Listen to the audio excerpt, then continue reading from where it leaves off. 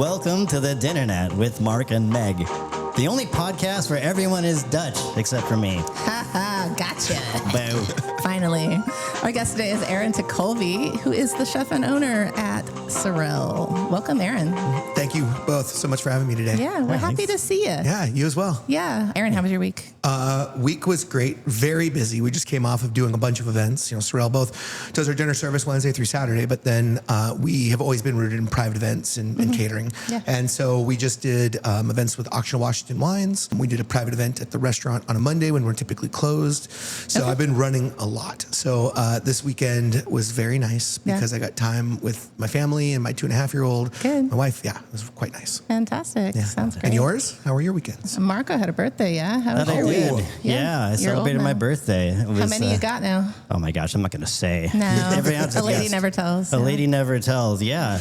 I posted up at Cottontail over in Belltown. That's where I live. Okay. What I do for my birthday is I just throw up an invitation on social media the day of, via just posting about it. Like, it's my birthday. I'm going to be at Cottontail. If anyone's free and wants to join, come by at 7 o'clock or whenever. And you just post and up. then, yeah. And to me, it's a great way to not have to manage the Then you don't- complication of reservations, late cancels that inevitably happen. Right. Disappointment of friends. Like, That's what I was going to say. You don't have a bunch of texts being like, sorry, I can't make it. I still love you. Happy birthday. Yes. Just Yeah. show up or don't show up. Yeah. Like, you don't have to text about it. I really hate the day of cancel. Yeah. Just like that, the way that when you organize something, those just cascade in, Yeah. like starting at like noon, Yeah. you know? And like you kind of get people prepping you. They're like, oh, hey, I got some stuff, but I'm still going to try to make it. I'm like, just... That's just a very long, like 8-hour cancellation. Just don't roll up. So my birthday gift to myself is just to not deal with any of that. Just show up if you want. And then I kind of get like a surprise of like who ends up showing up because I don't really know. Love it. And yeah, I just had an evening of just the brilliant people I know showed up, and I just kind of had a mix of people all night, kind of coming in and out, and everyone talking to each other and getting to know each other when they hadn't met before. And it was really cool. Good food. Yeah. Then we moved over to Screwdriver later in the evening. Great. They have that really great 60s garage soul vinyl night. It's called WigOut every Saturday. love that. And yeah, it's just a killer event. And so we just kind of enjoyed that. Right on. Good. How was your week, Meg? I was pretty good. I got beaten up by a cat. Oh no. So I have this problem Dang. child cat. Yeah, I look like I've been playing with fireworks or something. Is that Pasha's doing? It's Pasha's doing, but it's not his fault. Pasha is this pain in the ass cat I found in the alley. And it's hard to keep him indoors. He came from the outdoors. He was just sitting on the porch and like a cartoon villain cat, like a tuxedo cat with a mustache. I swear to God, this cat had a mustache. Came up on the porch and was fucking with them. I saw it on the camera and they were like, "Roar," and I went out there and they attacked each other and were like rolling around like a tumbleweed, right? So I had to break up the cat fight, picked up Pasha. Tuxedo goes running off into the alley. Pasha tries to run after him. And because I prevented him from beating up his assailant, I got beat up by my own cat. It's hard to break up a fight. Yeah. It's hard to break up a fight, but you know what? Like I can doctor this up. If he gets beaten up, he has to go to the vet, and it's $1,000. Boy, yeah. I took the bullet for Pasha.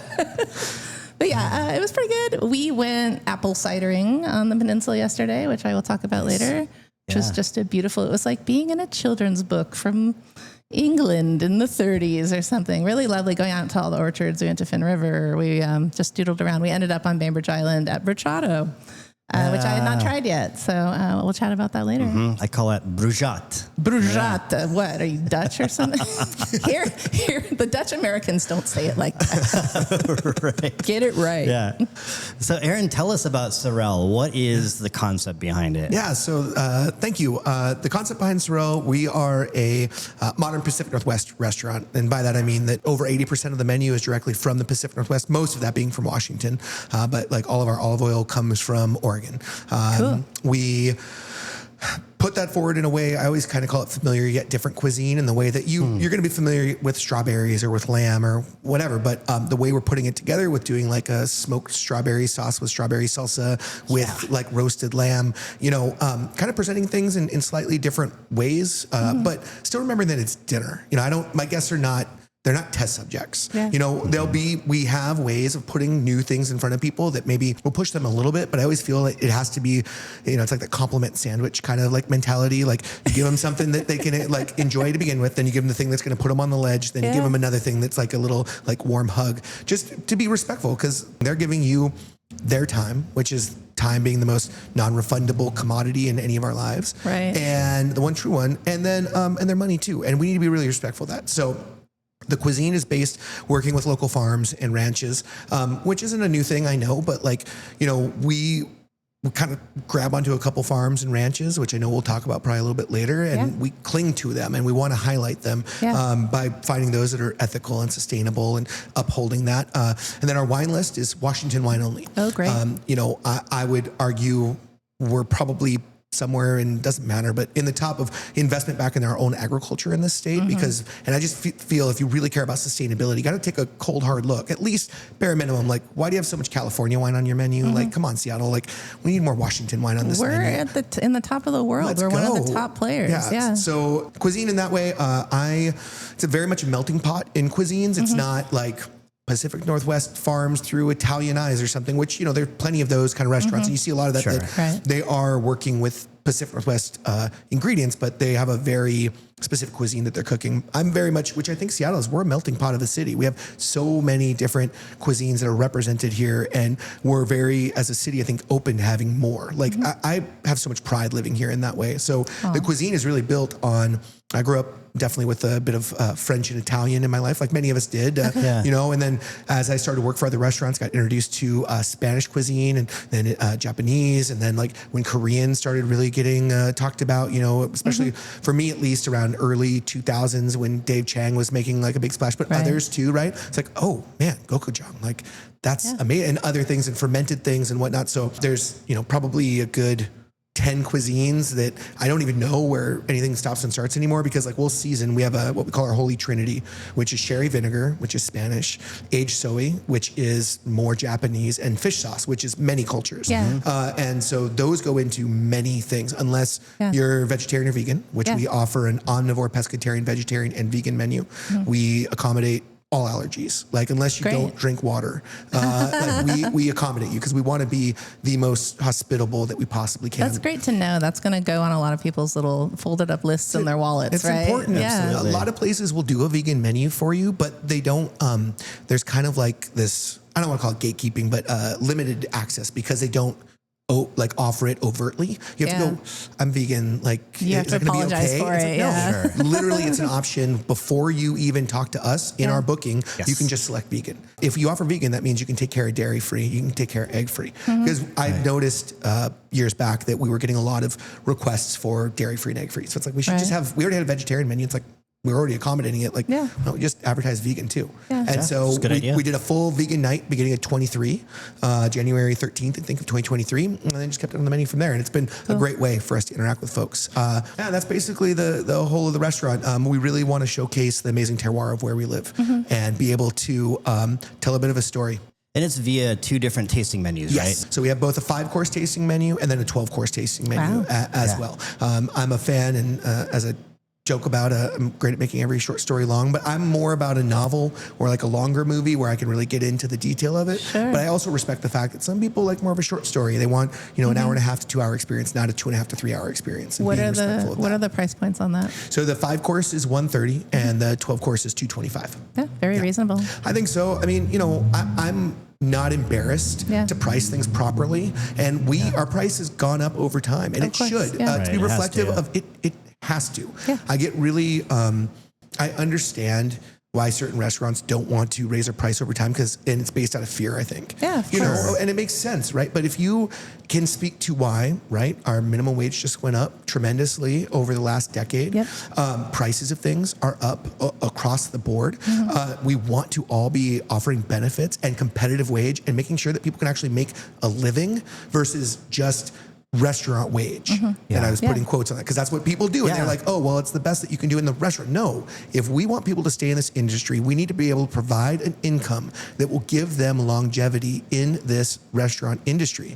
And it shouldn't just be like, well, you know, this is the best that line cooks can make. It's like, no, you want to be a line cook and not go into management, have a conversation with me, there are going to be things I need you to do, but I will pay you more over time. And I have cooks who broke over 70 making, as a line cook. I was a sous chef just 10 years ago and made 36 a year. Yeah, right. So it's really important to me that we create a place where people can have longevity and be appreciated for that. But the pricing, I think it's really fair for what we do. Yeah. I get mad that San Francisco, which has the same kind of price structure for living costs and things for us, that they can charge much more than we can. But I also I'm like, but I wouldn't want to charge $425. No. Because then people can't come in and, I wrestle with that because I know the work we're doing contends with 1 and 2 Michelin star restaurants that are down. That's it. You said California. The reason. That's why. It's because they're Michelin City. Yeah, that's 100% why.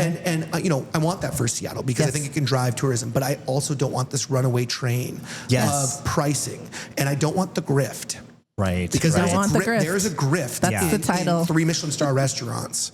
And I have a lot of for instance, Single Thread in Healdsburg, the most amazing dining experience I have ever had twice. I went there in February 2020 for Valentine's week. I was about to open the restaurant, March 19th, 2020. I'm like, I need to pay it forward with my wife. What an opening date, by the way. And I'm like, we just got married in October. I'm like, I'm about to go heads down for a bit with opening this restaurant. Yeah. So let's take her down, go to Napa, spend some time, right? Went to Healdsburg, had this extraordinary meal that was just, it was incredible. It was just life-changing is hard to say, but it just I felt so seen and understood and comfortable. And it's a 3 Michelin star restaurant with a bottle of water on the table, which I'm like, thank you for practicality. Yeah. I drink so much water during a meal. Let's just cut through some of it and just a gorgeous space. And then we went back. My grandmother had her 94th birthday this past December, and we went down. She had a little bit of a health scare, and 94, you got it. So I went down and to see her, and I'm like, let's see if we can get a Single Thread and go. And it was really expensive. It just is. You can go on there right now and see. So, I'm not hiding anything, but it's nice to know people. I will say that. And it helped a little bit. But we went and dined there. And I was just like, if you love theater or you love football or you love any sport and you want the best seats or whatever, you're going to spend that kind of money anyways. Sure, so instead, for me, it's dining. Yeah. And we went and it was so extraordinary where I've had some friends, and I won't name the restaurants, but they're in that same category. And they were like, there was all this hype and we were so excited. We got there and it was so bad. And I've heard the same thing about the same place from 5 friends. It was bad? It was bad. Okay. Jeez. And it just breaks my heart. And then I've seen this about some other restaurants too. I'm not saying all because I think some really extraordinary stuff happens at the 3 Michelin level. I think there's some really great actors in that, both from how they treat their staff to what they're doing and not grifting. But I think there's others that know that you're only down there once in your life. Yeah. So we're going to take that $500 you just spent or $400+ you just spent, and we're going to give you great service. But the food, it's a factory. It's like P.T. Barnum shit. Yeah. It's at that point, right? You're just sort of putting up a show in a big circus, but ultimately serving Cisco. File them off the cruise ship and into the restaurant. Yeah. Or it's so... because they're so in fear of losing their third star, they never change. Right. So everything feels like it's out of packaging. Yeah, that's the grift too. Yeah. You don't want the grift. That's why, say what you want about Rene Redzepi, but that dude, to close your restaurant and open back up, and a few other people are gaining that kind of courage that I don't need to cling on to this. I'm only this and I need to stay this out of fear. Instead, it's shut the whole thing down, start over. I'm not a big fan of Marco Piro White, which is because of some things that he said about women not being able to be chefs, and so I'm like, you're done. I'm a mama's boy. You're done. Good luck out there, man. Straight horse shit. Yeah, it is total horse shit. Lauren Thompson, who was chef de cuisine at Lark and then at Cafe Juanita for a number of years until she left, and now I think she's working with Cafe Lago. She's like my Yoda. She taught me so much. And my mom too. The name Surrell is the middle name of all the firstborn women it's your family. On my family. And on your mom's family. Yep. Pay respect to the mom and grandma and named my business Surrell years ago. Now my daughter has that middle name too.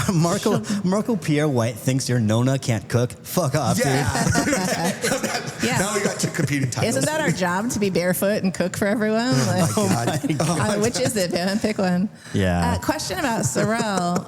I'm sure that this is a naive I'll let you get over that. Thank you. That was hilarious. I know this is a naive question. I'm sure there are other restaurants that do Washington only wines. No. Are there any? We're Like, the I only can't think one. of any. There is a wine bar in Norwood out in Wenatchee. Want to give them some praise. They were the first wine bar to open up in the state of Washington, the world, to our knowledge, that is doing a Washington-centric program.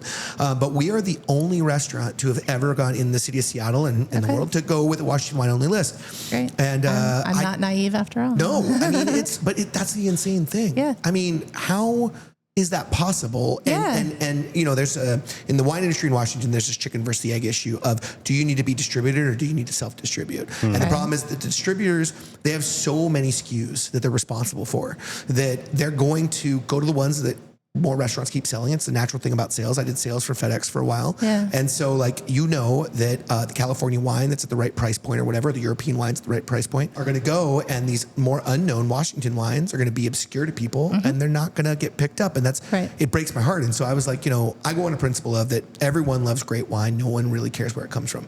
Or at least there's this teeny tiny minority of people, usually Francophiles or old world wine fans that are like, that's it. But bad wine comes from everywhere. Right. It's just a fact. That's the time. That's another time. Then what matters is that your list needs to be built on great wines and diversity of varietal, so you can showcase what happens in a state or in a region rather of where the wine is. And so for me, when I was writing the business plan, I'm like, look, there's multiple things that happen. If we do that, then we're supporting this wine country and these folks.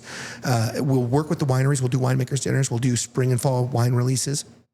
That cross markets the business. And those people who are coming to that live in the state, if not live in the city. So now you have a dining public that has had a chance to get introduced to you, that now has an emotional connection to the food and this fun environment that they were in, that now the chance of them coming in is that much higher, because advertising a restaurant is a nightmare. Yeah. It is. Like, people don't you can't just go, I'm going to just put all these ads online and you know, send out forced emails and such. Like, we're all cynical towards that stuff. Like, we're like, oh my God, my inbox. It's why like Google created like separated tabs so that your inbox and the spam and promotions, like, they created that because we all get inundated with too much. Exactly. And we all scroll right through it in social media. No one's like, oh, look at that Instagram ad. Like, come on. Like, we don't. And so what we rely on, we rely on great folks like yourselves that help push word of mouth, because this is a form of that. Yeah. And then what I found over the years, and this is from my band days, doing more events, being part of festivals, essentially. Being visible. Yeah. Being visible and not just staying in your kitchen. You have to get out. Helps that I'm extroverted.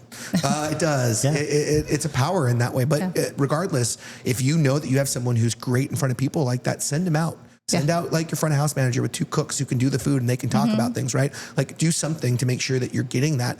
And so anyways, there's like this great symbiosis that happens when you work with all these folks. And then the dinners are really fun, and the events we do are really fun. And then we get asked to do all this other stuff because like, somebody will be at an event. This just happened. They were at the event that we did a couple weeks ago, and they're like, hey, can you do that same thing in our home?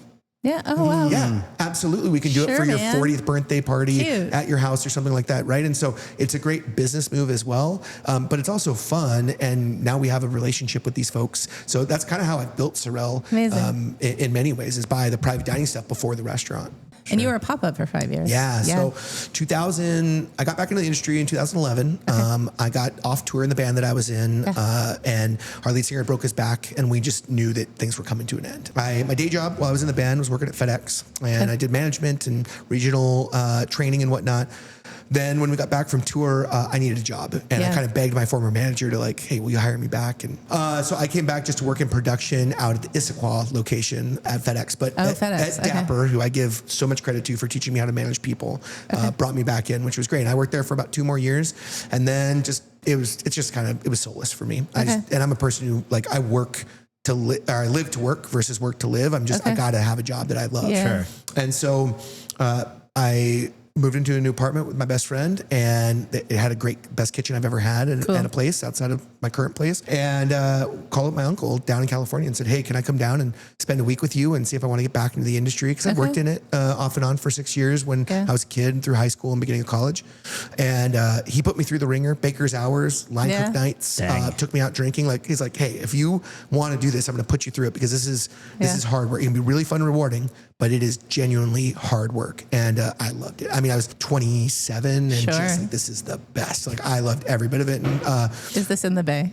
Yeah, so we were in Santa Rosa. Okay, great. Just north of that. And then I came back, got signed up for culinary school at the Art Institute here in Seattle. Nice. Jumped so many right people have come out of that. It was a great program. Yeah. It was a really great program. I appreciate for a lot of us that were a part of that exact time that I was there, that we had some really amazing culinary instructors. Yeah. Unfortunately, Argosy, which owned the Art Institute, which was owned by Goldman Sachs, were participating in over-enrollment, and all of us got a big refund check from our education because they were breaking the law. Oh, really? Yeah, because it's a long thing. But I felt great about that education there. It wasn't, like CIA or crazy. I mean, it was expensive, but fortunately, because I was broken in a band, I was eligible for all kinds of Pell Grants and things. I got to shout out South Seattle Community College, though. Yes. I think that program, I am so proud that we have. And when I went down to be a part of some of the practicals that they had to finish program there, I was jealous. Like, I didn't have some of that for me and my program that I did there. And I just really appreciated, because I only did the 1 year program there, but really appreciated what they were doing at a fairly affordable cost. And, programs like the former FCI or IC, whatever turned now, it's not there anymore, but in New York, there was a 6-month program or a year program that could get you in, you would learn fundamentals, you would learn the language of working in kitchens, and then could get straight to it. We need more of that. Because unless you're going to work in a big hotel where they might have some structure and training, like little mom and pop restaurants don't have as much room to train like they used to in the industry. So South Seattle's awesome, but I love my time. And that's where I met Lauren Thompson. She was teaching there, and I was in a class of only 5 students about fundamentals of cooking. So I asked a lot of questions. It was great. Yeah. Really great. And so you started a pop-up thereafter. Yeah. So then I got asked in 2013 to do a little winemakers dinner, and it was like Italian themed. And then the next one was a French themed. And then there was, and it was just a friend who worked at a coffee shop who was also working at this wine cellar. And then there was a Washington wine one. And I was like, oh, this is great. And my first one was Morgan Lee of Two Vintners Winery in Covington Cellars. Second one was Chris Sparkman of Sparkman Winery. And then my next one was with Darby English at Darby Winery. Darby and I just got along famously. And so then he was like, would you like to come and do this at my tasting room in Woodinville? Like, yeah, cool. Love to. So then I started popping up there, and we did that quite a bit over the next couple of years. And then I'm really enjoying this. And then the big break was that I found a restaurant that used to be called I forget the name of it right now. Gosh darn it.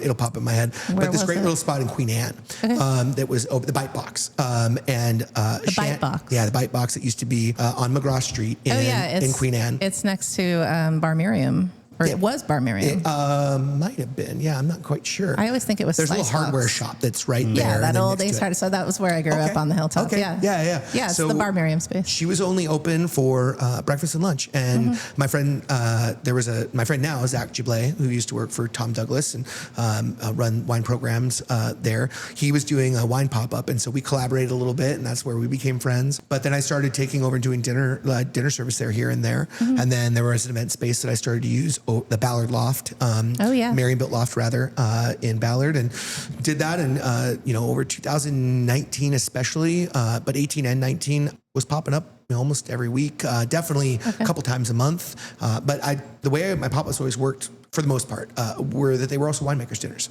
Great. And so Smart. Cross-marketing the two together, but it made it fun and kind of built in what the beverage program was for the dinner.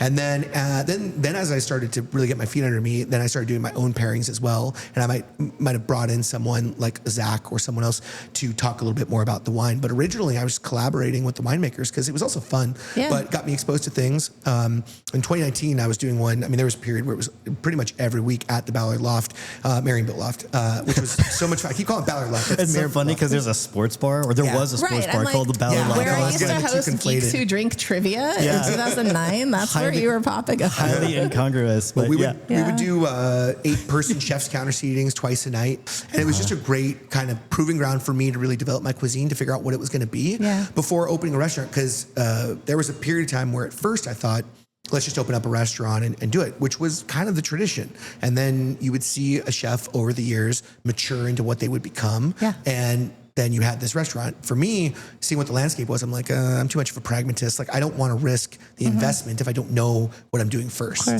that's just how I'm built. And so like low-ish risk, because restaurants are always risky. Always. But by doing private dining and catering, the whole time I was a line cook in Seattle and working on all this, I also was a private chef for a family 1 day a week. So I would work for this couple, cook meals for them, and meals for the week, and then work as a line cook 4 to 5 days a week and build on that. And so then in 2019, I realized that I was renting spaces and spending between $10,000 to $25,000 a month renting other people's spaces. Oh, wow. And obviously my clients were the ones who were paying that, but like if you have your own space, might as well. So then you have your own space. I got approached. There were a couple of spaces I almost went into.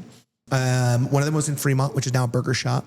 And I was really close to finalizing the deal on that. But every time a contractor came, it went from $250 to $500 to $750. They kept on recording because they were quoting it wrong. And the landlord would, like, even when it got to $750, was going to give me TI, so tenant improvement allowance, of 50% of that. Like, it's super, like, because I'm pretty hard-nosed about what I will and won't do, because you're just on the hook for so much. And I can't put the hood system on my back and walk out the door. Like, this is part, like, you're improving your own building. I shouldn't have to pay for that. I should have to pay for the equipment I want to put on the line because I could leave with that. But the other stuff is your stuff. The plumbing, that is your stuff. The fire suppression system, that's yours. I can't leave with that. So there at least has to be, and my landlords that I have now are the best people in the world. And when the water heater went down, we split it 50-50. Like when the pandemic hit, like I had free rent for a period of time. You have a partnership. A real, like, they are people I want to go to dinner with, not have to go to dinner with. And that's something Brian O'Connor was talking about. I thought of Brian O'Connor right away. The idea of partnering with your landlord, not having this sort of like customer relationship. Authority and tenant sort of situation. Do you guys remember the Barcodo space up in Capitol Hill? Yeah. So that space, I was looking at that space at one point, but that was managed, at least at the time, by a company out of California. And they wanted somebody who did breakfast, lunch, dinner. That was kind of my first forum into like how these companies kind of control you in a way to, or want to, because you're going to have to sign a use agreement for that space. And I was just like, no way, that's not how my business is. So pass on that, pass on this other space. And I was like, I'm going to just be comfortable with just running this. I had a commissary kitchen out of West Seattle I was working in. I'd grown in that space. I started with just the day use, kind of like small, few $100 a month, then added on as my business grew. And it was great for me. And I was just like, fine, I'll just do it this way because this is working. But then my landlords approached me about this space versus me looking for a space. And I knew the space because I ate at Crush back in 2013 and loved the space and loved how it was built in this home from 1904, this gorgeous space, and showed them my business plan and kind of like what I was willing to pay for rent because that fit what I thought that we could work with the space. And they said yes, and we got to work pretty much right away. They bought the building from Jason Wilson, who owned it, and they closed November 2nd of 2019, and had the keys in hand a couple hours later. And here we are today, pandemic and all later. Well, Meg, should we get to some news? We should, but first. We were road tripping in this weekend, and I spotted at a little mini Mart in, I guess, Midland, Tacoma city limits, Dubai chocolate. Oh, trending topic. All the trends. And I thought it was funny because it was in kind of a shit-ass bodega. That's funny, yeah. It was $10. I don't know how much it normally costs. I think $25. I don't know if there's a specific brand you're supposed to get. I know that it's like a TikTok phenomenon, right? Yeah. So I'm inherently skeptical of it as a result. Yeah, me too. Like normally I wouldn't do this. If it were in like Met Market or something like that, I wouldn't buy it. But it was in like some shitty, If it was something that Aaron knew about and was like, oh, you guys have Dubai chocolate. That's some of the finest chocolate available. Oh my gosh. It is by... I want Washington chocolate. Ferricio. Yeah, that'd be even better. Washington pistachios. Do we grow pistachios? Not really. Probably not. It has milk chocolate with pistachio and kunafa, which are those little phyllo shreds, right? Okay. Like kunafa is the dessert, like the Palestinian dessert, right? So should we make a fucking reel of us eating this then? No. Like, this is the new chocolate that I had from... I feel like I'm opening like the golden ticket. Look, it's like... Oh, yeah. Look at that. Golden chocolate. It is made in Turkey, not UAE. All right. Should we do you want to look at the ingredients or anything like that? Oh, yeah, definitely. Yeah. I always want the ingredients. What have we got here? All right, milk chocolate. Oil. Milk chocolate is the first ingredient. Good. I guess that's better than wax. Encouraging, yeah. Whole milk powder, skim milk powder, cocoa mass. Cocoa milk mass. Fat, emulsified, kind of like, the flavoring, vanilla, the usual suspects there. Okay. We got pistachios, roasted shredded wheat. Oh, right, because that's the phyllo-ish kunafa. Yeah, we've got some flavoring. That's the vanilla. Okay. Yeah, I mean, it's chocolate. Yeah, it's not too bad. It's not too, artisanal, but... Mark only eats artisanal chocolate. I only eat... I like how it's broken up like a Tetris thing. Like I accidentally made like the L-shaped Tetris piece. Yes. Here. Take a piece. There's All two, right. the coveted long Tetris piece. I want the coveted long. And then there's an L shape. You can choose what you Okay. want. Should I show the I'm gonna camera take- the cross section? I don't know if you can see it, Probably but not. probably not. All It's right. got creamy pistachio filling. That's the deal. Oh, it's fine. It's nice that it has the texture from the kunafa phyllo shreds. It reminds me of the kind of chocolate that would be packaged in like Santa Claus looking foil Why? for Christmas, like, It's pretty good. or a pumpkin for Halloween. I don't know why it's trending. It's just a chocolate sandwich with creamy shit in it. It's good. I think a pregnant woman came up with this. She was craving all of these things together and then invented it. And then I think because Dubai actually is fancy, she thought she'd market it as Dubai, and Mark put it down. It's like, no, thank you. Yeah, I don't know. I've had chocolate with pistachio filling before. It wasn't called Have you? Dubai chocolate, but it was. You seem disappointed, Marco. What do you think, Aaron? I mean, texturally, I'm really enjoying it. I like the There's texture. a creaminess to it, the crunchy bits and whatnot. Yeah. Well, it's creamy. I'm more of a dark chocolate person Me too. personally, just because I enjoy bitterness as a flavor. Yeah. I It enjoy is quite bitterness as an sweet, emotion. But I'm also, but I love, I love chocolate like too much. Like I could eat all of it. My wife, not as much. So she'd have a bite. She'd appreciate it for what it is, but not as much. I'm really enjoying this. I think it has a really nice like finish. You can tell that it's made like it doesn't have some of the artificial waxiness that you'll get, and the pistachio. I'm kind of impressed. Like if you ever had anything with pistachio, like a lot of oil or whatnot in it, you can tell. And a lot of times those oils oxidize. Okay. Yeah. Just from being on the store shelf for too long. And then you can tell like that they're oxidized and they have this off flavor that you're kind of like, why is there something like kind of wrong with it? You kind of still like it, but you're like, so I like there's a tiny bit of saltiness in it and whatnot. Yeah. I think the chocolate, the quality of it isn't super high. No. So it's good. I just had these chocolates from this little, somebody gave them to me randomly at this winery we were at the Hedges estate, and they work with this chocolatier, and it was like the most perfect little chocolate bonbon that I've had. Like you can always tell how thin the chocolate is when a chocolatier makes it. Like they're flexing on you hard because that shows how good that when they're thick, you know, they're okay. Yeah. But when they're thin, this thing was beautiful. That chocolate, you could tell the quality was through the roof. Yeah. This is good. You know, Fine. It's really fine. sweet. It is really sweet. It's incredibly sweet. It's like a B. I'm not a chocolate guy, Yeah, no. but when I get chocolate, Steven is a very high level chocolate princess and buys really good stuff. And my best friend, Best Lovejoy, will spend $15 on like Sure. a Kenyan chocolate bar or something that is, or Ecuadorian or something that's really, really high level. So maybe I've just been spoiled. I can understand that. It's fine. Yeah. B, solid B. C. Mark is unhappy. I mean, You're not impressed. It's just average. There's nothing to it. You're like, and- I knew this trend was bullshit. It's that's honestly that's the disappointment I'm feeling. Yeah. I'm disappointed that I'm disappointed. You know, like I'm like, oh God, here we go again. Mark's got to be the guy who's like, the trend is not what it seemed. You guys think you're cool, but you're not yeah, I don't want to be in that position, but yet, you know, here I am. cool. Yet.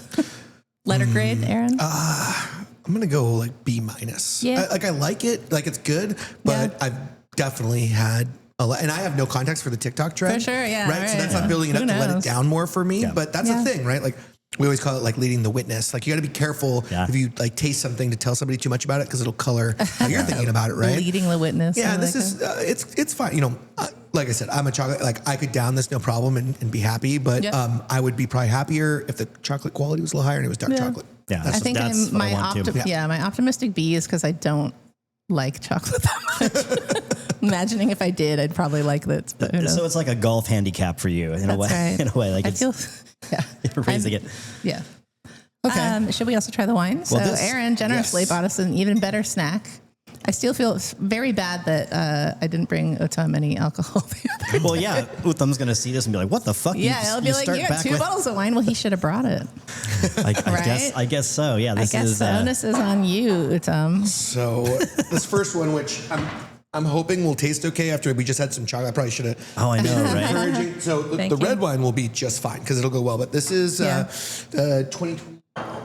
Yeah, 2023 Lucius Viognier, skin contact Viognier. It's where you get some of that kind of pinkish hue from, right? Yeah. Smells it's great. been sitting for a bit, but like Viognier to me is great at a little warmer. I think a lot of people, it's a thing to know about like any wine in general is like temperature, like, and probably speaking, preaching to the choir here, but when you have certain wines like Viognier and Chardonnay and you drink them too cold, they're shut down. And so what you're going to get is more acid, and you're not going to get the roundness and the full. And so if you were blindfolded, it's almost better sometimes to drink white wine because then your visual sense won't make you think this needs to be ice cold. Like Sauvignon Blanc should be really cold. Yeah. Like Rieslings should be cold. Yep. This should be like 55 to 60 degrees sometimes. Yeah. And it's just better that way. So cheers, y'all. Cheers. Bing. Oh, yeah. Bing. Bing. All right. It smells great already. I love it. Yeah, I like it. Andrew Latta of Latta Wines. He has this other label, Lucius. If you go down the street, take a left, get on the 4th, you can go to the Soda Works, and he has a tasting room right there. Cool. He's incredible. He has this.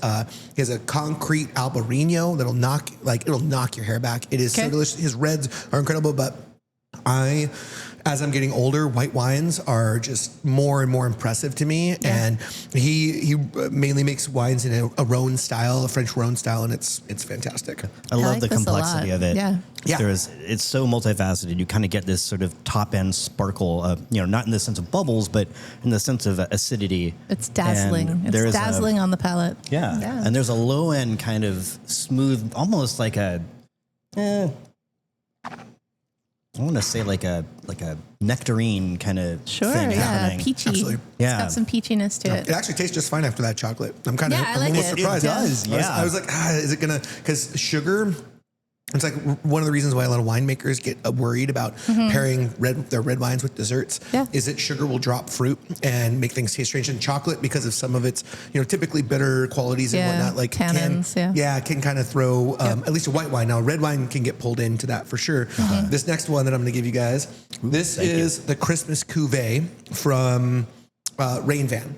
That sounds like a monster or something. The Christmas Cuvée comes to visit if you're bad. Cuvée has to just talk about basically making a blend of wines. And so a lot of the times they'll be, this is going to be much meatier, charcuterie and whatnot, but this is a blend of Syrahs.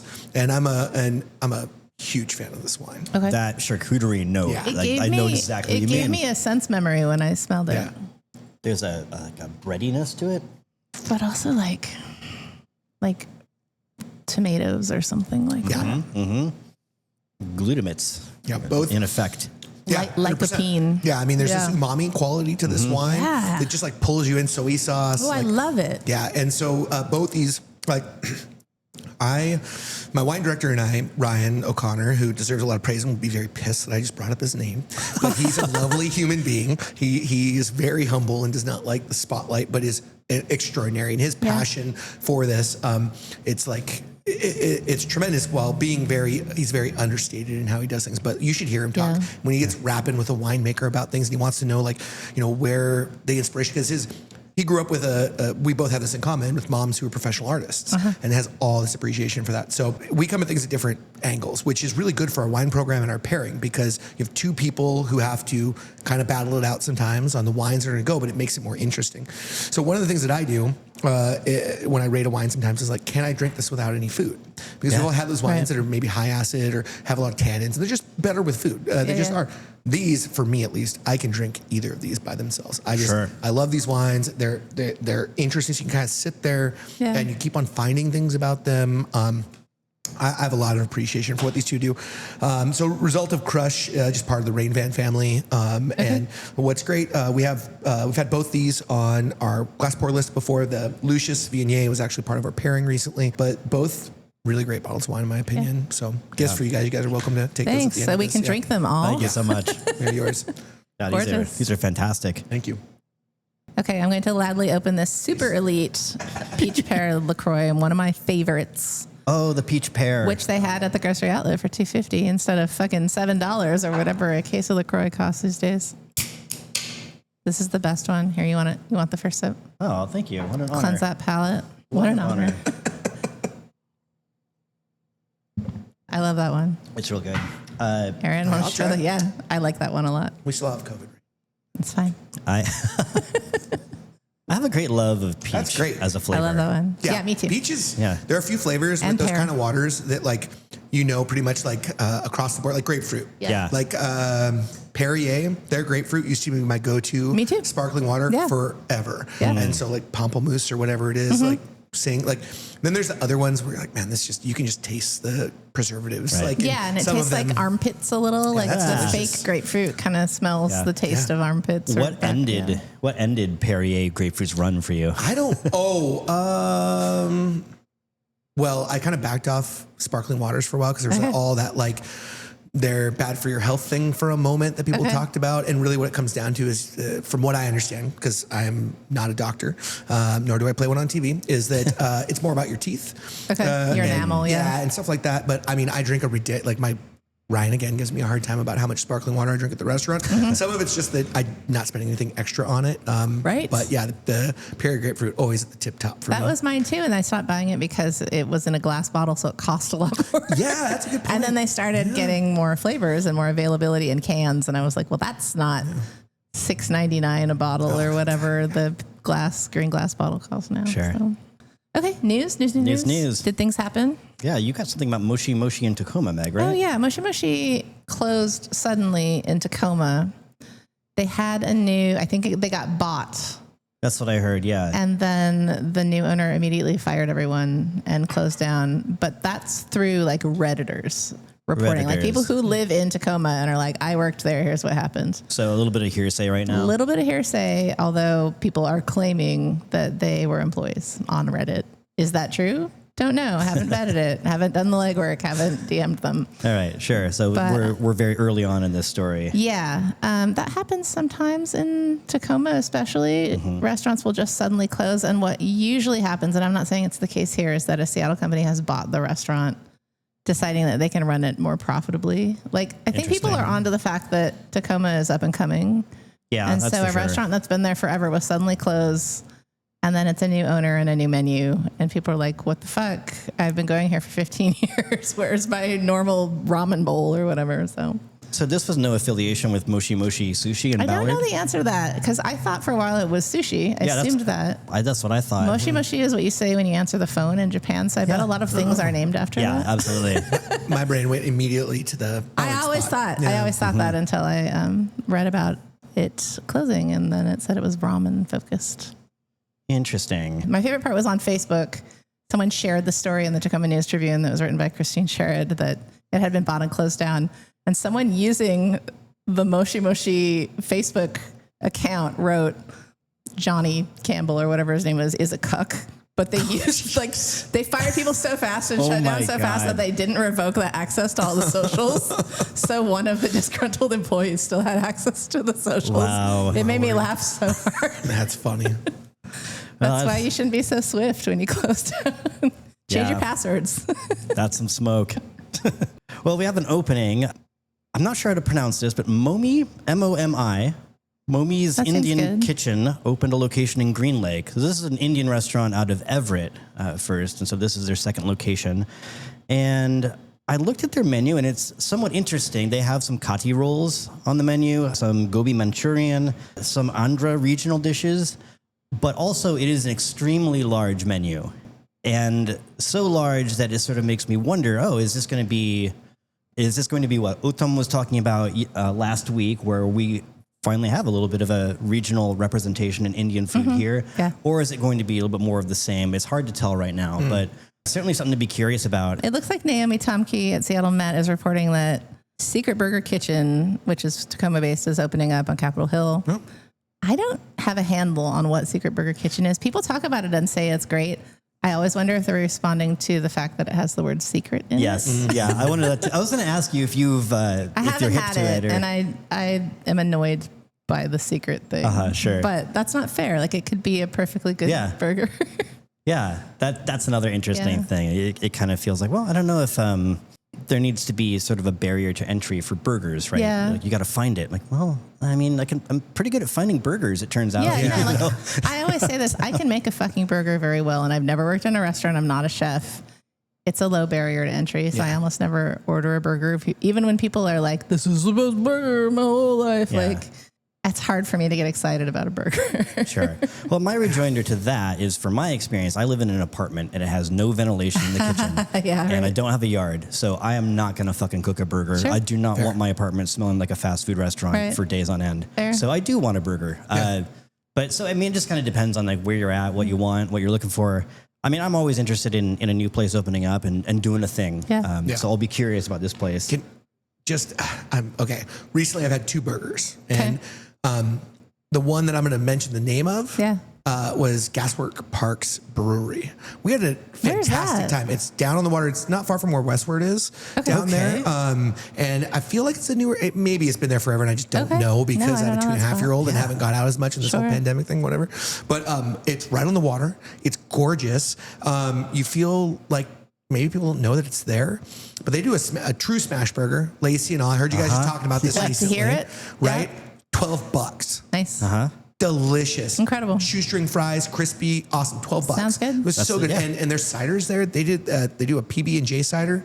It was like killer. And there was this rhubarb one. Yeah. And their IPA was like balanced, not overly hoppy. You know, I Awesome. love IPA. I love everything. So Sure. Killer. it's great. You love everything. I went to this other place Yeah. that is that's hot right now. Okay. And I'm not going to name it. Good. And I spent $25 on a burger that was fine. It was a smash burger. I will say it was a true smash burger, so I can credit that. That's too much money for a But smash burger. $25 for a double patty, like I had to pay $5 for an additional patty, and like I appreciate everything. Yeah. Like I just sometimes feel like sometimes we're not reflective on what we're doing. We're not Yes. living a life of, you know, being conscientious about these things, and sometimes you get wrapped up. And I get this. I get this. I've worked in situations like this, but like I had a burger that was half as much and was absolutely delicious. Yeah. And what I worry about with restaurants that kind of are jumping the shark a little bit is that the value needs to be there, and you can't go, God, I mean, Dick's Burger is, you know,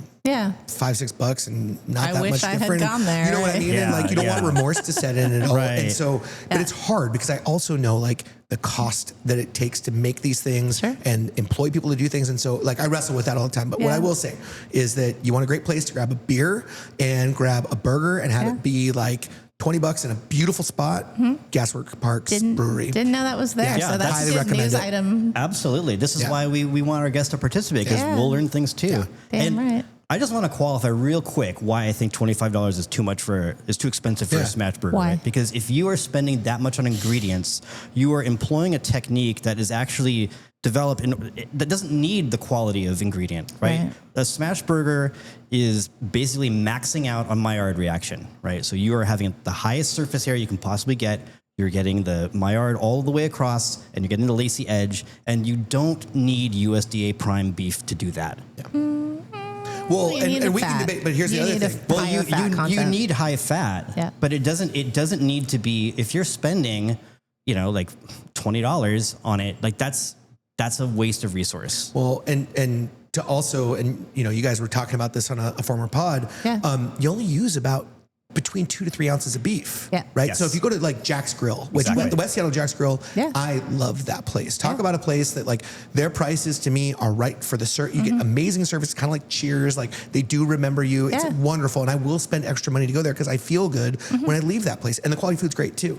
But they have like their steakhouse burger and it's about that same price. And you're getting a half a pound of beef. Right. So let's just break down the economics, right? And this is where, you know, people can look this stuff up on their phone in 2 seconds and then get disappointed. And so as an operator, you got to make sure that you're not just like, because you're popular, you're not taking advantage of people. And this is why I was talking about the 3 Michelin star grift. It happens in other things. But this is, you know, it's hard when you have a small restaurant and only so many seats. How do you turn those to make money? Like I get it. And I have a lot of empathy for that, but I just think like maybe then, I don't know. You know, you're Don't stuck serve a between burger. Maybe not. Or maybe have a burger night. Like that's what Lady J, Lady J Tyler over there, man, I have so much respect for him. I love Lady J. Yeah. And you rotate it. You have a burger night.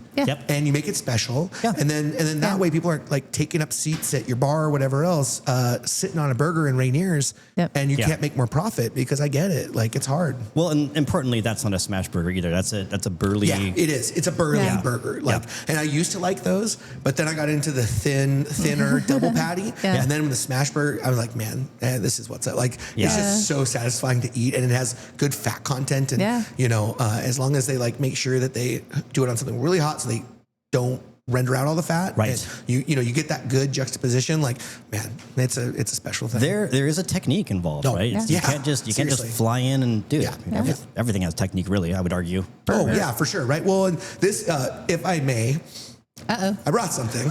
Is it a burger? Oh my God. Oh, dang. I heard somebody talk a little trash. And so just into technique to talk about the importance of the right tool for the right thing. I love it. I understand that tweezers get a bad rap from folks, but what you have to understand is when you have shorter and stubby fingers like mine, you will wreck things even in a rustic restaurant. Yeah. So I learned early on to find tools, and I've had tendonitis since I was 13 from being a drummer and having back technique when I first started. And then I have other things from overuse and, you know, a little bit of arthritis these days. And so when I have a tool like this, I can make sure that I am respecting the product that I'm working with, the work that went into making it and getting it on the plate in the right way, even if it's a rustic plate up.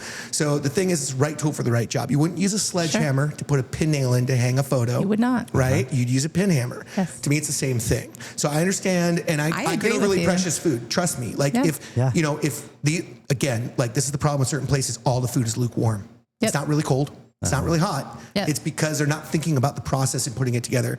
But I understand. Tweezers are low-hanging fruit to give people a hard time. It's just a punchline. It's a comedy word, I totally right? get it, but I just thought this would be funny today. So, I love this so much. This is giving me a great sense of glee that we're like getting some, and like what a great way to push back. I have a confession. I have often wished for tweezers when I'm amateurly styling a photo, because often here's a little like, you know, behind the camera VH1 stories here.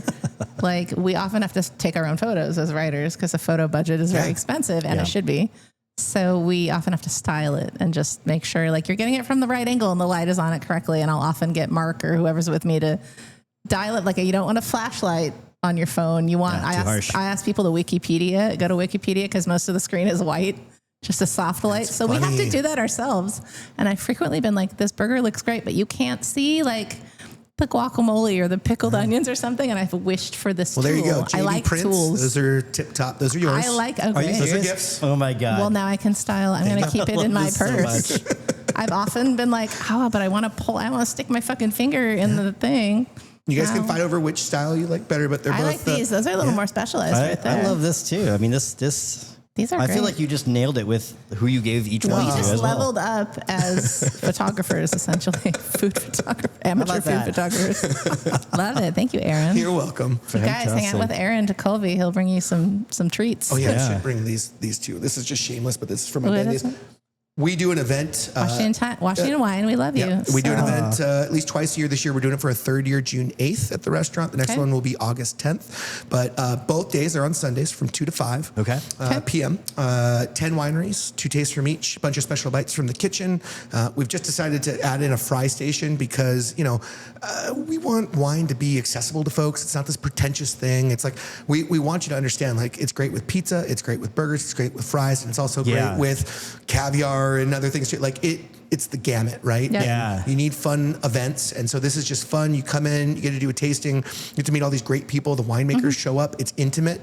We don't let just 1,000 people, 5,000 people like Taste Watcher, which I love the energy of that event, but we cap these at 100 guests and they're staggered throughout the day. So you have a reservation time that you come, so you'll get time versus that. So a little something for your fridge or whatever metals in your life. Yeah, love it. Good news. Great aesthetic. Do we want to do the rest of this news or a little over time? We're a little over time. Well, so according to My Ballard, Callow and Loyal is going to open up in the former Little Prague corner spot. Oh, that's the corner spot where Casey Fitch was. Exactly. From Zigzag. Okay. Yeah. So that's been kind of a cursed location. It has. With sort of less foot traffic being a block off of Market, but with potential. And so this is kind of an interesting story. It's a global street food inspired bar and restaurant from chef Sheldon Raju. And he grew up in Durban, South Africa. After going to culinary school in Durban, South Africa, he then moved to Amsterdam and then Germany and worked there. And now he's in town here doing global plates that he wants to rotate through every day, I think, on a tapas kind of presentation. Yeah. Wow.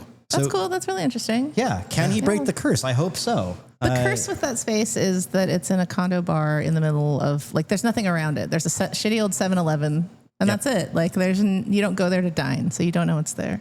And also, I think that it sort of had some unfortunate things befall the owners that have gone there. I mean, it really, the first owner, I think, before Corner Spot, I can't remember what it was called, but he had to close for health problems. Yeah. And then so did Casey. Yeah, Casey had the same deal, and also the pandemic hitting. Yeah. And then I don't know what happened with Little Prague. I think they've shifted. They still exist. They're doing farmers markets. And, are they really? Now. It's Czech Bakery. Yeah. Okay. Cool. I never tried it. Yeah. So I don't think it's that much of a long shot. It's just a matter of like, can something not shitty happen, for like a year? I don't believe in curses, so I think they'll do great. I don't either. Eden Hill, when Max went into that space there, it had been a new restaurant. It was like 8 or 9 years. Every year there was something new in there. Oh, really? He's been there and will have been there for a decade when they finally finished it up. So much appreciate. Same Cook Weaver's been in that same space for quite a while too. Yeah. Talk about a sleeper place that people don't know about That's that need true. to go to. That's true. Because it's so fantastic and has a mural that cannot be touched because it's protected. What's the mural of? I'm not the right person. I used to know what it was, but it's a mural. It's some kind of historic thing that's there, but it's a great space and the food there. So talented, but both spaces, curses are meant to be broken. Yeah, absolutely. 10 years is a broken curse for sure. For sure. Okay. Any more news? Yeah, one more. Per Finneywood, Bobu has opened in Greenwood. So this is a drive-through pizzeria and pretzel spot. Oh, it's across from the Lamp, right? Exactly. That's exactly the Lamplighter. Okay. Yeah. So 28th and 85th and 8th. 85th and 8th about. And it's this kind of shipping container looking space. If you first glance, you're like, oh, is that a drive-through Starbucks? It was coffee. It was coffee before that. Yeah. And they're bringing in produce from local farms. It sounds like kind of a high-end sort of pizza. But that's in a drive-through format, and they've got picnic tables up there. Right. I was over there yesterday because my brother lives in the neighborhood, and they've got these sort of like umbrella, kind of Instagrammable looking decor on the outside of their patio. It's sort of charming, and do you know what Bobu means? B-O-B-U. Yeah, it's I don't know what it means, but it's spelled kind of interestingly. It's B-O then capital B-U. It's got a camel case in there. Yeah, interesting. So it feels like it's an abbreviation of some sort, but I can't, like Boston Butane or something like that. Probably Boston Butane. Somebody's nickname, you never know. I don't know why that was the first thing that came to mind, but that's what it was. But it did. Yeah, but I wonder how long it takes to get a pizza in a drive-through. Like, I wonder that myself. Is it par-baked or something? Are they ready to go? Yeah, I mean, if they've got, it's a small space for a super hot oven, so I don't know how hot they're running that, but curious. Yeah. Anyway, they're open from noon to 8 Monday through Thursday, and then Friday, Saturday, Sunday they just open an hour early at 11. Okay. Cool, man. So yeah, interesting. Thing to try if you're driving by. Drive-through pizza is kind of an interesting thought in that is. way. Yeah. I like that. Yeah. Never thought about it. So, Aaron, you were talking with us before we started recording about how you have a passion for business education and financial literacy. And we were wondering if you would like to talk about some of that in terms of opening a restaurant. And are there pieces of advice that kind of apply across the board to anyone opening a restaurant? Yeah, absolutely. It's something that I'm really passionate about, to the point of when I see Instagram ads that are directly like meant for me as a business owner to get a loan or to do this, I contact them, kind of like scammer, like those people, like those YouTube videos where they're scammers, to find out what they're doing, because I know people will chase that, and you want to make sure that to vet these out, because my friends and I will talk about stuff and they'll freely give money, but then you're on the hook, and you don't want to take $100,000 at 8%. No. Yeah. You don't. No. If you can't get that for under 4, like you should not. And I have a friend friends who've gone to culinary school, 8 to 10% loans. You're going to be in debt for the rest, forever with that, right? So it's understanding that. To me, one of the first things that people need to do is adopt the pop-up. The first thing you need to do is, if you're not willing to do that, you shouldn't own. Yeah.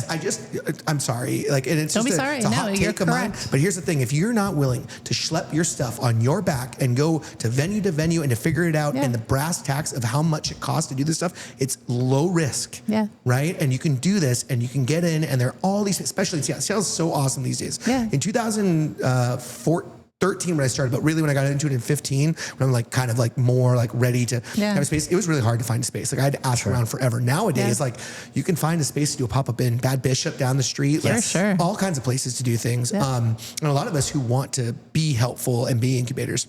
So you need to do that for cocktails as well. Do both. And the thing is, it'll create a buzz. And I did it for a really long time compared to most. But I think a lot of us who were, in the pop-up game or are in the pop-up game understand like, you can build this following. You can figure out if you actually like doing this, and you'll feel a lot of pain during that because it's hard, and you'll go through the things that chefs and ownership of any business go through of like, does anybody actually like what I'm doing? Do the artist woes, if you will, of it, because it's hard. It genuinely is. But if you do that and you're able to build following, I think that you should also get into private dining because you can bring that same experience you're doing into people's homes, and people are looking for that all the time. Yeah, for sure. And to me, it's like the difference between being a band where you play all originals and you're also like a wedding cover band. You can make all this money on the side, and it's like, my band should have done this, but I think about this all the time. Like we could have probably been paying our rent earlier than we were if we would have been doing that. But with when you're doing this, run a pop-up, be willing to do some private dining and whatnot, because if you are, and this is another part of the financial part, every single restaurant needs to have some part of private dining catering. I understand that you might not have the ability to have a private dining room, to have your own PDR, but you could offer like a sandwich platter to businesses. You could do some form of something that would allow for you to exponentially grow your business versus opening a second, third, fourth location. Because that's a big downfall for a lot of restaurants. The other thing is using the free resources we have in our city, specifically SCORE, which is part of the SBA, the Small Business Association. They have free counseling and all kinds of workshops that are very cheap to learn. So you don't need to go to business school necessarily. If you're like, I really want to do this, I want to make sure I write a business plan and, not just use ChatGPT or whatever to regurgitate something, but understand it. They do. 100%. Christ. But rather like go, and they'll give you templates. They'll give you access to all these free files for financial forecasting, for profit and loss, your profit and loss statements, all this kind of stuff to start working on that. And then you'll have somebody there that you can talk to and just be humble and go like, I don't know any of this. Give me help. Because I had a leg up because of working at FedEx and them putting us through financial classes and also people management classes that I understood some of this. But going to SCORE was great because it humbled me. I thought I knew what I was doing. My first business plan was completely written on vibes. And people who are going to put money in your business do not care about the vibes. They care about, how are you paying me back? Right. And so you need to have a plan. And so I'm very much like, this is where I want to go. Let's plan all the stages back from that of how to get there versus let's see how we get there. Because if you plan it, which a lot of people want to shoot from the hip and say, let's see how we get there, you're going to have some really tough times. You'll also never understand how to define success. Totally. Because to me, like success is not about me having the most amount of zeros in my bank account. It's about being able, I am only open Wednesday through Saturday for dinner service only. Yes. I have Sunday, Monday off and can unplug. I put my out of office reminder on and I'm out. I want my time with my family. And that protects me because I'm not going to get called in. We do events on those days sometimes, but very few. I'm off. Tuesdays, closed door production, we get ahead for the week. Things like sauce work, other things. So planning your business, and this is just all to say, plan your business to understand that if you're only breaking even on a day, maybe it's worth not being open on that day. Right? And also understanding that most of the people working for you have a significant other who works a daytime job and Sunday is a weekend day and they need to have that. And yes, it could be profitable, but are you losing morale? Are you losing money because you have to retrain people all the time who go to work for somewhere that isn't open on that day? So it's like thinking about, and it's a lot to think about. So it's like, understand this. So the financial end of that, making sure that you understand your menus, keep it simple, KISS principle. You don't need some huge, massive menu. When I was at Lark, John at one point we had 48 items on the menu and we ran with that hard and did it well. There's a difference though. That man had been in this industry for decades and had been running that single place for 13 years plus at that point when I was with them. It's very different when you're at that stage versus opening fresh. Maybe you should keep it really simple. Maybe you should have a 4-course pre-fee. So the reason that I do a tasting menu is kind of multiple parts. One, I have a fear of failure, right? And so when you do a la carte, I have a lot of respect for the bravery that takes because you do not know what your check average is going to be. Maybe that person comes in and they're going to spend $100+ on food and beverage, or maybe they're going to have like the cheapest beer and the cheapest dish, and then they're going to squat for 2 hours. Yeah. Right. You don't know. And so, it's a really hard thing to navigate, and I get that. I think if you're a bigger space, you can have more of that a la carte style menu. I think if you're a smaller space, you need to have a more concise menu. That way, there was a restaurant that was in San Francisco that I ate at. I spent the month of December in 2015 staging at a 2 Michelin star restaurant called Qua that I really wanted to know more about. And one of their sister restaurants, Alta, did a 4-course pre-fee menu, 3 items per course. I thought it was genius. Like, you know how to prep. If you go reservation only, you make people pre-decide before they walk in, or, you can still have some beauty with people deciding the night of, but at least it allows everyone to prep accordingly. For us, I just love the style of a tasting menu, and we know exactly what we're walking into. We use Talk as our booking platform. Right. I know literally when I walk in Wednesday, I'll know probably Tuesday, because we're kind of a special occasion restaurant. So I know walking in what we're going to be facing, how much we need to order. Our food cost is about 11%, which is a third of what most restaurants, 25 to 30 is what people shoot for, but it's right around 11. Where that's really gone is payroll, frankly, to be honest. And it's just payroll is really high here. So you have to think about how you build a menu to deal with having a higher wage in that way to make sure that you can do that. Then the other thing, is looking into the resources through things like the Washington Hospitality Association that you can offer your team, where you're going to get discounted benefits that you can offer, and getting ready for this. But there's all these stages you have to. Yeah. So, and all these resources that people just don't. And I also want to tell people, you do not need to own things. No, there is don't. nothing wrong with not owning. There is, I think, I want more of the collaboration between the restaurateur and the chef to come back. Yeah. I want the people with the financial knowledge to take the stress off of the shoulders of these great people who are incredibly talented and do all these things. But if you talk to, Brendan McGill is a great example of someone who is so talented, but is School of Hard Knocks. He learned from some great people working for Ethan, and has learned all these things. He's a very smart person and very creative person, and has turned out to be a really talented restaurateur. Yeah. But I bet that if you were to go deep with him to find out about how hard that's all have been, I'm sure that he'd be like, I wish I could have had some extra, because we all would like some extra help. Yeah. So I want to see some more partnerships with people understanding, I need to help these people. They have no idea of financial literacy. Right. Mm-hmm. And that's like the old Four Seasons model. They bring in these chefs and they give them the restaurant, because the hotel can basically pay for it, and they can afford do their thing, right? And so some more collaborations in that way, I think it'll build a healthier thing. I understand a lot of chefs are punk rock in the way of doing it on your own and all these things. I do what I want. Yeah, and I appreciate that to a degree, but in today's world, there's so little opportunity for failure. You have to know your stuff. It's incredibly high risk. You got to take it is, and it's only going to get worse. Yeah, in this town especially. It's only going to get worse over the next few years, because we're not going to get help from the federal government. The state of Washington's amazing, but we need. You need to make sure that you do your due diligence and you check it not twice, not 3, 4, 5 times. Yeah. And if you can't get investment, do not take the mortgage from a family's house. Do not take money from people you know. Right, exactly. If you cannot get investment from people who are virtually strangers to you, you do not have proof of a plan that should be in business. Right. People should be like, wow, this is a great idea. That neighborhood needs it, which is the benefit of a pop-up. You can test that in neighborhoods and be around for a few months to see hey, are people into this? Test that. But if you can't get people to invest, you don't have a place having that business, because it's too much risk, because you're going to have people who depend on you for their well-being, their livelihood. And if you're negligent on that, it's so irresponsible. You have to have a business that can last. Otherwise, restaurant ownership and restaurants get bad names, and people don't want to work in this industry anymore. Right. I always think of a pop-up as an internship. I dropped out of college real fast. I went to music college and ran out of money. And so then I interned at the Seattle Weekly and at the Stranger. That's great. So I don't have a J school degree, but I learned how to do the actual job through an internship. And that's how I think of a pop-up. You're learning how to do the job that you want to do. Yeah, for sure. That's such a good way to put it. Yeah. Well, should we talk about what we ate? Let's do it. Meg, where'd you eat?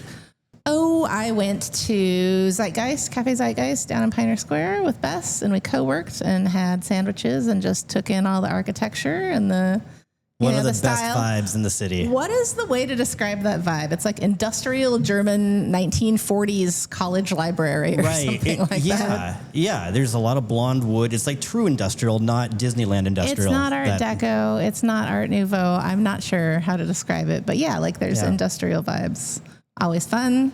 I went to Ben Paris with Mark DeJoy for his birthday. I remember that. We went up to, so they have something called Lil Ben's Sunset Club up on the roof, and it's just a hut with a bar in it and like, I don't know, maybe 6 or 8 tables and the best view, like one of the best rooftop bar views that I know of. It's just right next to the Pike Place sign, right? It's like 2nd and Pike, I think. About, yeah. Yeah. And so you get the Ferris wheel. We could see into all the like fancy condos windows. Cause you know, the condos start, I don't know, a few floors up. So we could like see what's going on in people's exercise rooms, Capitol Hill. Yeah. It was pissing rain. So we got our drinks and went down to Ben Paris and that was that was the problem. We were supposed to be checking out this rooftop deck, which is not open to the public normally. It's normally only open to people who book rooms at the State Hotel.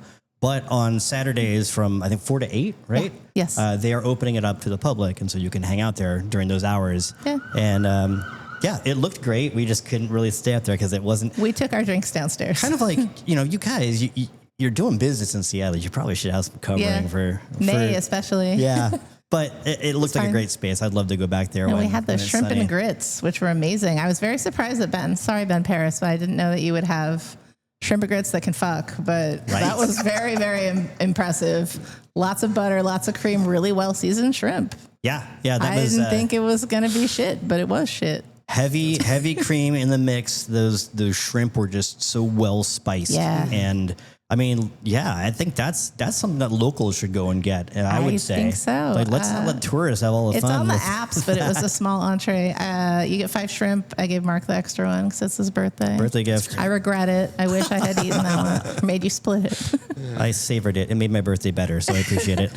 We went road tripping on the peninsula for my last installment of my cidery tours. We went to Finn River, which is like the mothership of local cideries. Like, I think there's something like 85 cideries in Western Washington, but that one is just like a compound. Like there's 4 or 5 little food booths. You can get a banh mi, you can get a pizza. There's like veggie food. And then you go into like the little tap room area and get your drinks. And then you just sit out in the farmland among the flowers and get your flight or whatever. It's dreamy. It's a dream sequence. We really enjoyed it. And then we went up to Bushel and Barrel, which is in a tiny town of Breidablik, sort of by Port Gamble. Okay. And it said on the highway that there's cider this way and a zoo. And we were like, wait, like I knew there was a cidery there, but I didn't know what I was in for. Sure. When you see the word zoo, you're like, what kind of fucking dancing bear on a ball is this going to be? Like a roadside zoo. But the folks who make the cider just had a bunch of pet goats. They had a couple donkeys. They had a couple alpacas. They had a miniature horse. And they were just friendly animals that were in a very large pen. And you could like feed them the clover and grass that was growing on the ground. Or you could buy the little alfalfa pellets. And I don't know, we met a bunch of friendly goats. And Steven was like, me too, both of us. We were just like overjoyed to be meeting. Oh, and there's a Scottish Highlands cow, like one of those red cows with the emo haircut. Very, very sweet. I was not expecting that. The cider was also excellent. Fantastic. Yeah, I saw those photos on Instagram. It was Animals. marvelous. Yeah. So they had cute. Nubian goats. They had shaggy goats. I don't know. I really enjoyed that too. Yeah. So just actual farm animals grazing around that you can pet. Friends. Yeah. And I went to Shadowland, which I had not been to. Oh. Walked by it a trillion times. Oh, you've never been? No, I hadn't been. Wow. Somebody was like, it's just okay. I don't remember who told me that. What? But I loved it. I thought it was great. I had that New Mexico sour that has prickly pear in it. Cool. And Shadowland gets slept on. They do their menu late night. They're open until 2 a.m. They've got a pretty darn good burger that I've had many times. Many other things, a poutine. The place is great. And are they serving food till 2 till 1 a.m.? 1 a.m. Wow. Every day. Like if it's super, super slow, they might close the kitchen by midnight. But I'll tell you, I've been able to stop by there on the way home from work every once in a while. Staff there's great. They remember you. Yeah. They make damn good drinks. I was really impressed. I love Shadowland. Amazing. Rad. Yeah. And then we went to Bruciato. I love Bruciato. Bruciato. Which means the blisters on the pizza, right? Because it's wood fire. I don't mean to worship Brendan McGill too much, but it was very, very, very good. We were very pleased. We got the prosciutto date pizza, which was amazing. That's the star. We got that really well-dressed green salad that had those little droplet peppers. Oh, yes. They're very sweet. They look like a drop of blood. They're very, very red. and very sweet. I want to grow them. We got roasted vegetables. I don't know. We've been getting bad roasted vegetables in Seattle, but that's true. They were done correctly with pesto, lots of brassicas. I don't know. We just really enjoyed it. We got a bunch of different amari. Oh, it was wonderful. lovely. Yeah. Do you remember any of the amari you had? We had the chochara, which I'd had before. That was a gift from the bar. The one that we got was called Koki Barolo Kinato, but not Kinoto. Interesting. Kinato, which I imagine is like kina. Like, I'm not sure. Yeah, that'd be my guess. It was good. It was pretty sweet. Yeah. And then Steven got the Aperol because that's what he likes. Yeah. Amazing. What about you? What did you have? There was an event at Lucy's Bottle Shop. Like, speaking of wine and restaurateur dinners, it was Siembra plus Osh Farms. Oh, great. And so Siembra is Colombian Peruvian pop-up that has been around town, and it was a multi-course thing, and you could buy wine pairings as well. It was dishes made with produce from Osh Farms, and Osh Farms is a regenerative farm out of Woodinville, also a produce distributor. Great, good to know. Yeah, so I got the arepas there, which were just incredible. They had a really vibrant corn flavor, which is like really what you want out of an arepa, but you don't always get that. Sometimes it's really dull, right? Yeah. But when they're good, you get that really super corn going on. Super corn.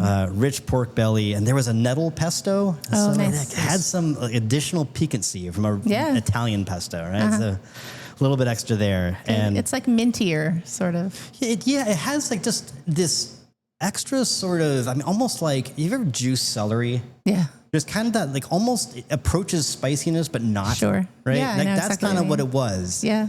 And yeah, piquant. Anyway, I also went to Luca's to get drinks in midweek. Yeah. And had a couple cocktails there. It was a Metropolitan, which was mezcal with acidulated tepache, fermented strawberry, Aperol, and habanero. Yeah. Dakota Etley's making his own stuff there. He's making tepache.